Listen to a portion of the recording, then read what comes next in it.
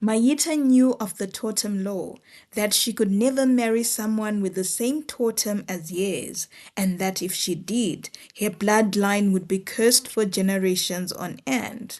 Then she met him, and their love whispered louder than fear. Paivepo. A long time ago in a faraway land, two warring kingdoms celebrated the end of their conflict with a week-long mutambo for the citizens of both kingdoms.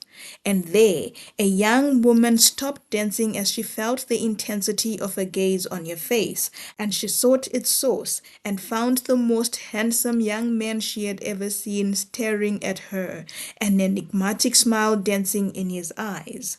For a long moment, the two had stared at each other through the flashes of bodies dancing around them, but then the young man had found his feet rootless as they propelled him to where she was. And once they were standing face to face, looking each other in the eye, he said in a deep, charming voice, "Hi," and she melted. She learned his name was Rizai, and he learned too that her name was Maita, and during the course of the celebrations, they drifted closer and closer together. Each morning of that week-long mutambo, Maita rose early, taking extra care in her bathing routine, moisturizing her body until it shone, combing each strand of hair on her head until its kinks and coils stood defiantly atop her head, and dousing her skin with fragrances until she smelled like a flower garden. Then, sitting by the royal courtyard gates, she would wait for the first thrum of the drum and the rattle of the washaw, and she would know that the celebrations for the day would have started. She would leave the royal courtyard without a morsel of food in her belly, without waiting for her cousins, as she would ordinarily have done. Then she would half walk, half run to the place they had first met, and always she would find Rizai waiting for her there. Maita was careful that no one from her family would see her talking to a young man from the neighboring kingdom of Soso. After all, she knew that being royalty, being the king's only niece, fraternizing with a young man from that kingdom would have dire consequences, as it would be seen as a breach of trust between the two kingdoms and could lead to renewed tensions. She knew too that as royalty, carrying royal blood as she did, the man she would court or marry was not a choice she could make. It would be something that would be done by the royal aunts, who would sift through all the eligible elite young men in the kingdom until at last they would choose the right suitor for her. But knowing all this did not stop the flutter of excitement in her heart whenever she thought of Shizai. He will be here for a week only, then he will be back to his kingdom. Then I will have to forget about him and concentrate on the young man whom I am being showed, she said to herself each day, trying to comfort herself that this was only a mutambo fleeing. But each day she saw him, each day she looked into the depths of his ever-smiling eyes, she found herself sinking, drowning, and yet very open to this feeling, wanting to explore it even further too. It did not help too that Rizai was intentional about this young woman. He had not sought to fall for her, but there had been something that had drawn him to her. There was a quiet pride, a dignity in the way in which she carried herself. She had the aura of a young woman who knew herself, who knew what she wanted, who was not afraid to go after it. And every day for that week, he found himself looking into his bags to see what gift he would bring her, to show her that indeed she had captured his heart. So he brought her trinkets of silver and bronze, little chains to place around her wrists, her ankles, love lockets, and tiny crafts that he designed himself in his spare time. He knew too how dangerous it was for the two of them to meet like this, for he was not in the kingdom for ordinary Mutambo celebratory reasons. He was here in his capacity as warrior. For he knew too that even though the two kingdoms had laid their arms, the peace between them was still too fragile, and his kingdom was on the alert for any trouble. And thus here he was in Gara, undercover, pretending to be a civilian happy at the end of the war, but on the lookout for something fishy and with arms hiding underneath his armor in case there was a need for war. He had not expected to like Mayita. He had liked girls before, and in Soso, his kingdom, he was something of a heartthrob, what with his warrior status, where he had fought against the fiercest of Gara warriors and conquered, and two, with his bachelor status that had many a mother in his kingdom querying when he would marry.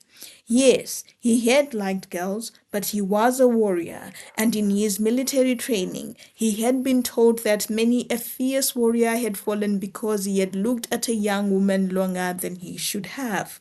So they had been taught to treat all young women as dispensable, as replaceable, and in the event that they did marry, only treating them as wives and not as lovers. That had not been such a terrible instruction to follow, because he was a strong man and he had conditioned his mind that he would never fall for any feminine wiles, and that had always worked before. He would treat a young woman with his attention, but once he began to see that she was getting too interested, he would look for a warrior errant to join and be away for a few moons, and by then the young woman would have despaired and moved on, fearful that if she pined after him for too long, then she would be too old to be picked from the marriage basket. But then he had seen Maita dancing at the mutambo, her feet clapping the dust off the ground in a furious beat, her face open with laughter and joy. He had stood there for a long time, enchanted, watching as her hair flew in wild abandon in tandem to the rhythms rocking her body, and as her body did not tire, but was fueled to new depths of energy with each stomp in the ground. And he had known then that the stirrings in his heart, in his mind, in his loins were new and perhaps treacherous, but he wanted to explore them more. And so he had waited for their eyes to meet, and when they finally did, he felt like he was coming home from a dangerous warrior mission. The entire week was heady for both of them, and they spent every second in each other's vicinity, neither wanting to let go of the other. The first few days they hardly talked, both very content to watch each other and smile. But by the third day, they had started whispering to one another. What is your name? What do you like to eat? What is your favorite time of the year? Random, impactless questions that still sounded like music to both their ears. But like all great meeting places, the Mutambo festival drew to an end. Mayita had woken up feeling particularly sad. She knew he would be leaving, and her heart tore, knowing she would likely never see him again. She found him waiting for her at their spot in the crowd amongst the commoners. Mayita had chosen the spot specifically as she knew that the chances of recognition for her were slim. And two, she had wanted to explore this connection with him as much as she could while he was still here. Hi, he said that last morning, smiling at her, although this time Maita could tell that the smile did not quite reach his eyes. Hi, she smiled back with a heavy heart and watched as this time he produced a golden chain and took a step closer to her, fastening the clasp of the chain around her neck. Maita could smell the scent of a man on him, and part of her wanted to inhale it forever so she would always hold him dear. Instead, she knew it was futile, so she looked up at him as he took a step back and said, "Thank you." He nodded, then said, "I can't believe that this is the last day I see you."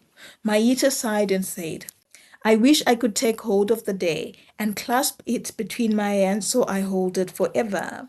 Shizai nodded, then smiled wider now, this time the smile crinkling the corners of his eyes. "You know what? Let's go to a place where it can just be the two of us, somewhere where we won't be disturbed, just so we can make memories that will keep us sane until we meet each other again. Do you know of such a place?" Maita, heart giddy because he had mentioned that they would meet again, said, "I know of the perfect place. Follow me." and she had walked as stealthily as possible to the edges of the kingdom where a hidden cove sat, and where she had always sneaked off to on the days she was not so fond of the never-ending chatter of the royal courtyard. She walked, not looking back, but assured of his presence by his light footsteps behind her. The cove became their meeting place, where 2 times every week she would slip away to eat and find him, having walked from dawn till mid-morning from his kingdom, already waiting for her. And there their love bloomed, and both were convinced that they had never experienced as much joy in their lives before as the joy they felt while in each other's presence. They spent the afternoons alternately walking hand in hand along the path of the little stream that was hidden by the cove, or sitting on rocks to share stories of their lives, their futures, their hopes and dreams. And for Mayita, these moments with Sizai became the highlight of her boring royal existence. Yet there was a blight in their affair. It was Rizai's constant insistence that he wanted to meet your family. We can't keep meeting here in seclusion, he said. Allow me to meet them so that our relationship is formalized and that they know you are safe with me when you are not at home. But Mayita refused. She knew, of course, that it was impossible for their relationship to be known without it being severed, so she would always promise, I will talk to my aunt, my tete, so that she can set up the meeting with my family. And this would be enough to appease him for a while until he would ask again. Then one day, Rizai found himself face to face with Mayita's family, unpremeditatedly. Mayita had gone to their meeting place that day just like any other day. She had not known that the leash of the royal blood in her would always tether her close to home, and that a royal guard had seen years sleep from the royal homestead. So, of course, the royal guard followed Mayita, knowing how important she was to the family as she was the only niece. For a while, once they reached the cove, the guard watched from a distance as the two lovers, emboldened by the solitude of the cave, reached for each other and hugged tightly for the longest time. Then they had let go and, hand in hand, walked to a rock to sit and chat. Quietly, the guard approached the lovers and, without warning, grabbed the young man and held him tightly, pinning Rizai's wrist behind his back while Maita screamed in shock beside them. But the guards did not waste time, quickly using one hand to put the whistle that dangled from his throat to his mouth and blowing it loud to alert other guards of an intruder before quickly holding Rizai tighter again. The guard could feel from the squirms of the young man underneath his hands that Rizai was strong and could easily overpower him, and he could only hope that the reinforcement would arrive soon. But Maita was screaming beside them, leave him alone. He did nothing wrong. We were just talking. I was the one who led him here. Please let him go. But by then, 2 other guards had arrived, and they were trying by all means to contain Rizai's energy. One of them spoke. My kind sir, he told Rizai, what have you done? You have decided to take liberties from the royal homestead and lead a royal daughter into the forest? You have decided to defile the king? For a heartbeat, Rizai's heart did not move. He stopped screaming too and stilled. What did the guard mean, royal daughter? Then he turned to Maita, who was still pleading with the guards. He did not do anything. Please, let him go, please. But Rizai stopped her and said, is it true, Maita? Is it true that you are a royal daughter? She looked at him, and there was a fear in her eyes, and even before she nodded, he knew it was true. Oh, my ancestors, he said, what have I done? He surrendered to the guilt of his actions and allowed the guards to lead him to his place of penance. He had not known. How could he have? Of course he had asked her where she was from, who her parents were, what their names were, important questions that any young man had to ask a woman he was with, but she had never said she was a royal daughter. And also, he had been so enthralled by her, so smitten, that all he had wanted in the past couple of moons was spent time under her charming light. But now, here they were, him not only threatening already tense diplomatic affairs with the Dalians, but possibly in love with a relation. For he knew for sure that the Gara people were of the Tsuro clan, the Tsuro totem, and that was the clan that he was from.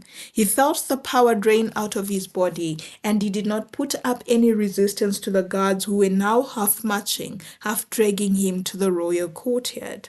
By the time they reached the royal courtyard, the Gara and Soso kings had already been summoned and were sitting, waiting for the man who had lured the king's niece into the forest. The moment Rizai saw his king, King Soso, who had traveled for a diplomatic visit there, he could see the disappointment cloud the king's face, for the Soso king knew that having one of his most trusted warriors on trial in another land was likely to compromise trust between the two nations. Rizai could also see the unspoken censure and anger in his king's face, but he tried not to think much of it. There were bigger issues to address. So instead, he turned to the Gara king and bowed his head before saying, I am sorry, my king. I had no intentions to disrespect you. I had no idea Mayita was of royal blood. The king of Gara laughed, although there was no mirth in his voice. Then he said, Firstly, you are disrespectful. How dare you speak to me before I, the king, address you? Shizai did not say anything, instead stood there, regretting his mouth. Then the Gara king spoke again. Secondly, her being a daughter of royalty or not does not matter. We have customs in our kingdom, and they say that every instance of courtship should be sanctioned. Now, you took a young woman into a forest without a chaperone. Who is to know what your intentions were? You could have assaulted her and left her for dead there, and royal daughter or not, that would have been a big loss for our kingdom. The king was silent for a while, and Rizai took it as his cue to speak. Sir, Rizai said, bowing and in a contrite voice, I apologize for my actions. I apologize for overstepping in your land. I will accept any punishment you will give me. That is well, the king of Gara spoke, then turned to Mayita, who stood by the side cowing. Did this man hurt you, child? Mayita shook her head, then spoke to her father's elder brother. No, Baba Mkuru, he did not hurt me. I love him. He is my lover, and he wants to marry me. The Gara king laughed and spat. Huh? Marry you off to an outsider?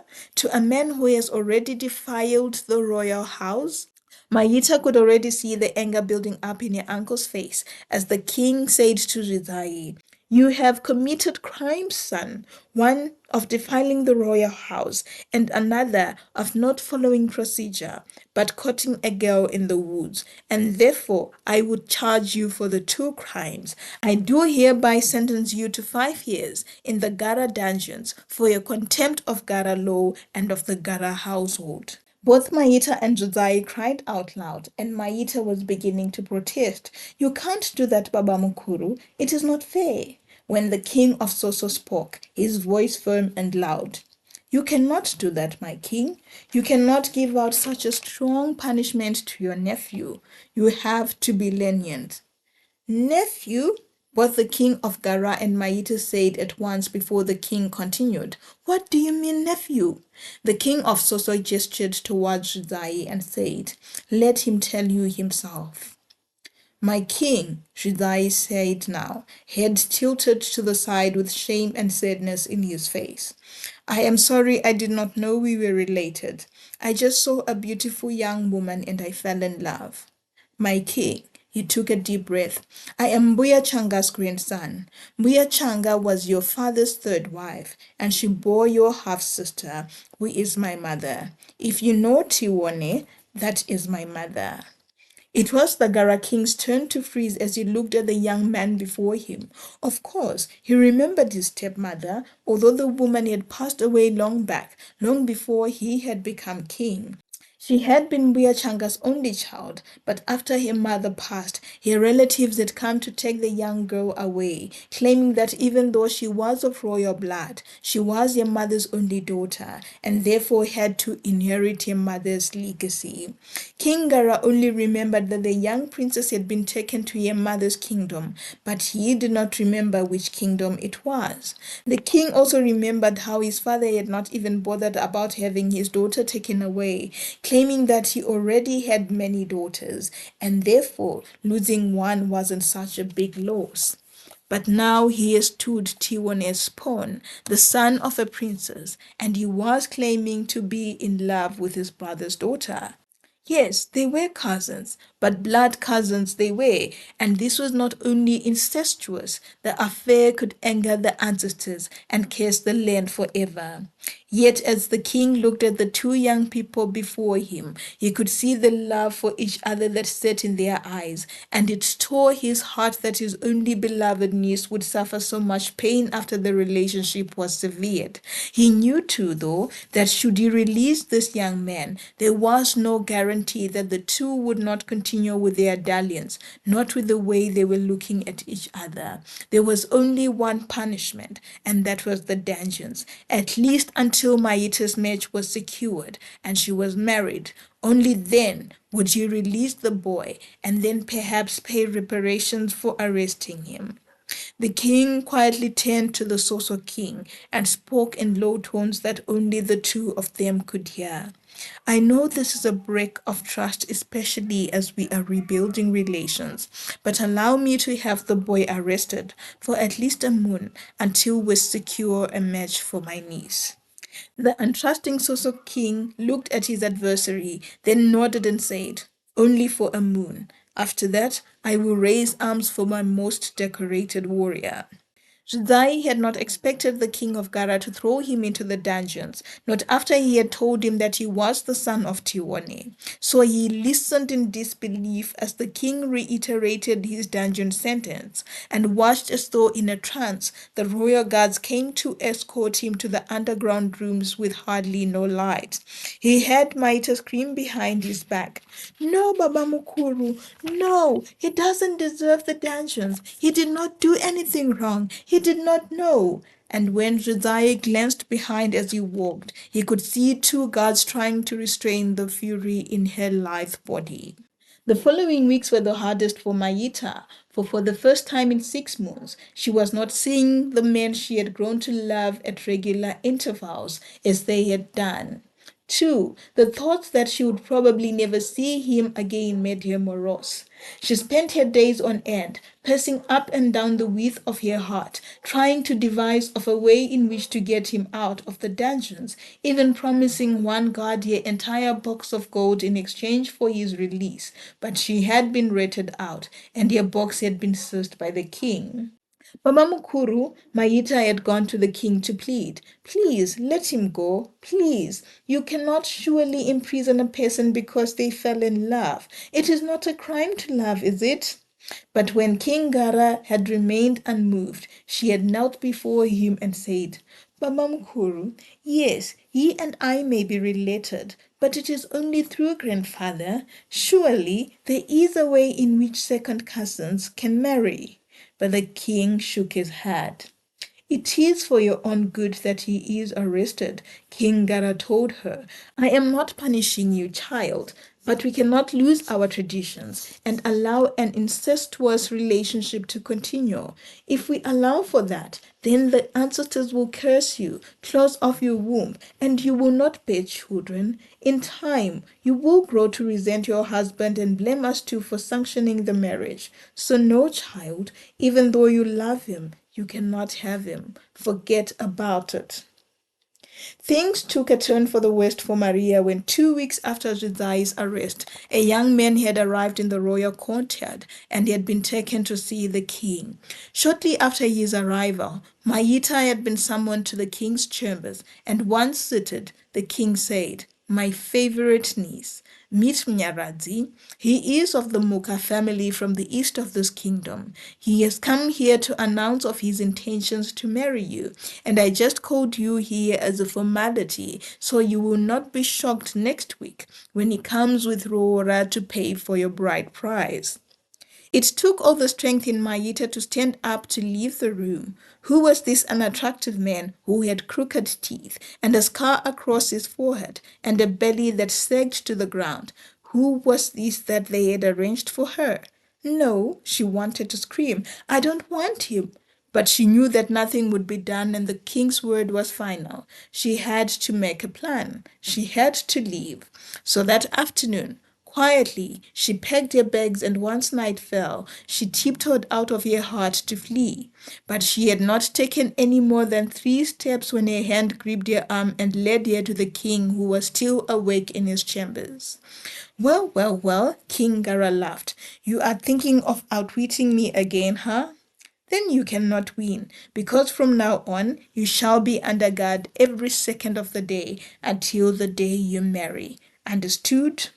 It was no different from being in a dungeon, for wherever she looked, a royal guard was looking at her, watching her, waiting for her to do something so they could run to her uncle to report. And as the days to her Roora grew closer and closer, Mayita could feel a noose being tightened around her neck. There was no going back, she realized. She was to be tied forever to a man she did not love. Then one morning, a day before her Roora ceremony, 2 women, one middle-aged, another elderly, walked briskly into the royal courtyard and brought with them the tides of change.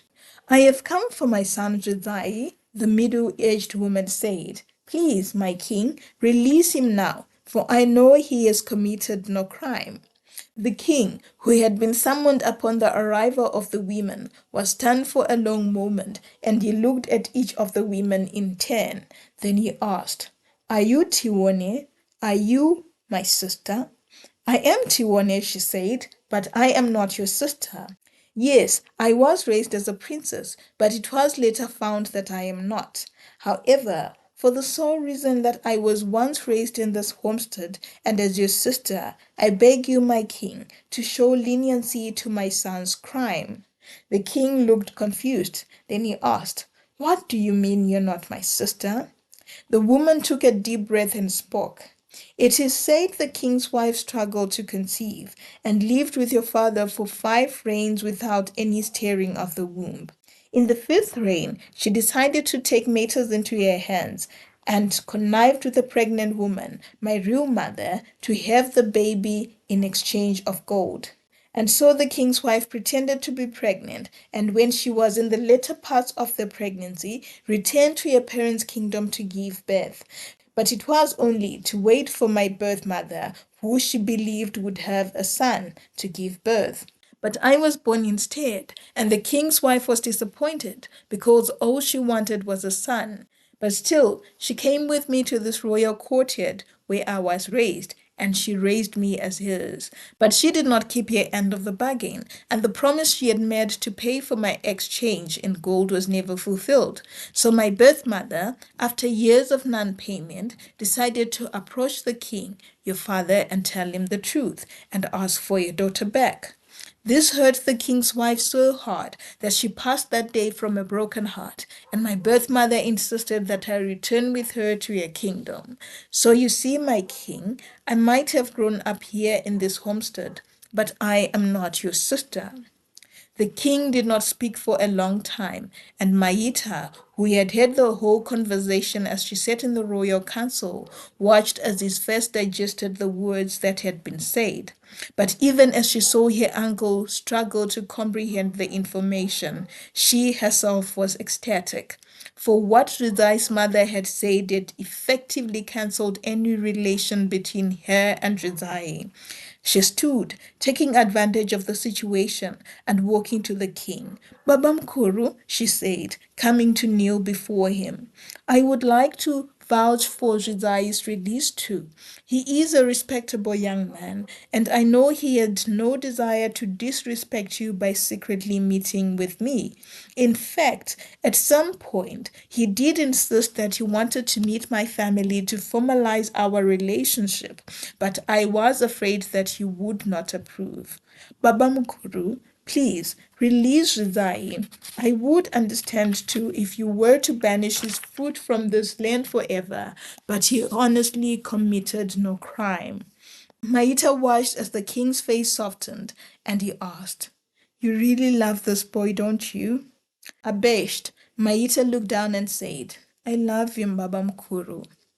An hour later, Maita saw Rizai. He had been released from the dungeons and he had been taken for a meal with the king, who insisted that he needed to have a private conversation with the young man.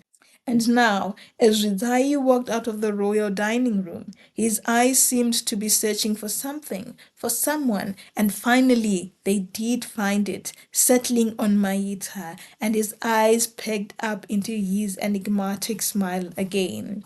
As though they were being pushed towards each other by an unseen magnetic force, the lovers rushed into each other's arms and hugged for a long while. Then, after what seemed like aeons, they eventually pulled apart and looked into each other's eyes, smiling still. It was Rudayu who broke the silence and said, "I asked your uncle for your hand in marriage and he agreed. That is, if you will still have me." "Of course," Maita said, heart leaping with joy. "I will marry you." Hridai smiled and said, "Thank you, my love, for waiting, for agreeing to marry me, for loving me. I love you." "I love you too," Maita said, and the two smiled for a long time as they looked into each other's eyes. The end.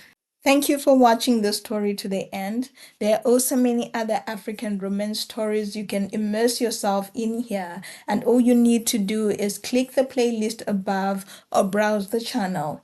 Also, if you can, please do leave a like or a comment or a subscription. Bye for the meantime and lots of love.